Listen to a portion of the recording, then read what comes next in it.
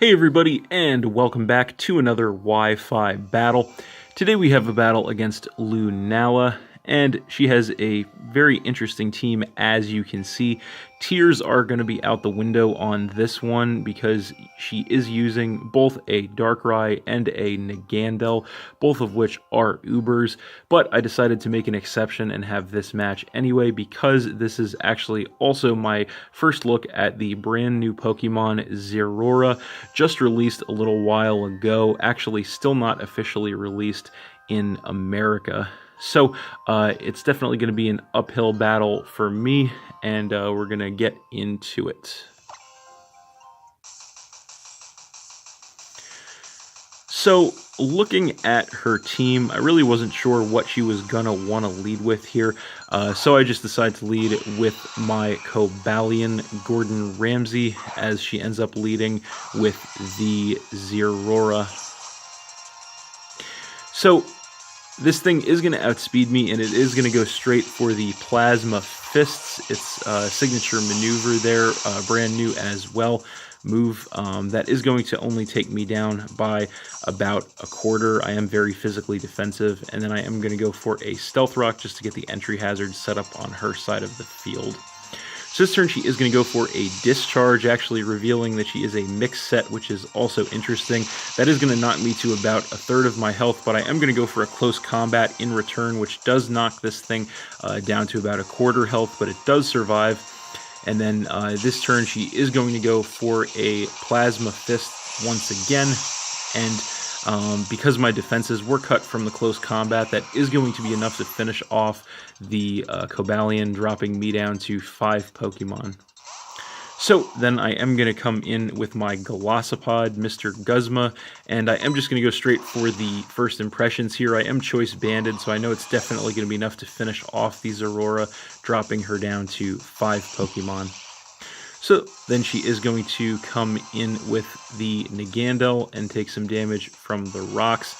And I am going to be forced to switch here. Again, I am Choice Banded, stuck into first impressions. So I'm going to come in with the Claydol as she actually goes for the Air Cutter, which was another interesting move. But I am max special defense with an Assault Vest, so I do take that very well. So she is going to go for the switch this turn, realizes there's not much she can do to me. And she is going to come in with the Darkrai and take some damage from the rocks, as I do go for the Earth Power, which is going to take her down to about half, which was pretty good. So this turn I am going to switch out. I don't want to take a dark attack from this thing, so I'm going to come in with my Togekiss, as she does go for the Feint Attack, which is not going to do much of anything to me, and then I am going to regain some more health with the Leftovers. So she is going to go for the Hypnosis this turn, and she is actually going to land that, unfortunately, to put me to sleep, which does suck. So I am asleep this turn, nothing I can do, but I am going to regain the rest of my health with the Leftovers, so that is good. But the Bad Dreams is actually going to activate to take some HP away from me as well. So this turn she is going to go for a Dream Eater, which is going to take me down by a little more and give her some health back. I actually do get the turn 1 Wake Up here, which was pretty nice. And I am just going to go straight for the Aura Sphere, which actually is going to be enough to take out the Darkrai and drop her down to 4 Pokemon. And then I am going to regain some more health with the Leftovers. So then she is going to come in with Greninja and take some damage from the rocks. And she is going to outspeed me here, and she actually goes for the Gunk Shot, which was another surprise, revealing this thing is either a physical or a mixed set, and it actually is going to be enough to take out my Togekiss, unfortunately, dropping me down to 4 Pokemon.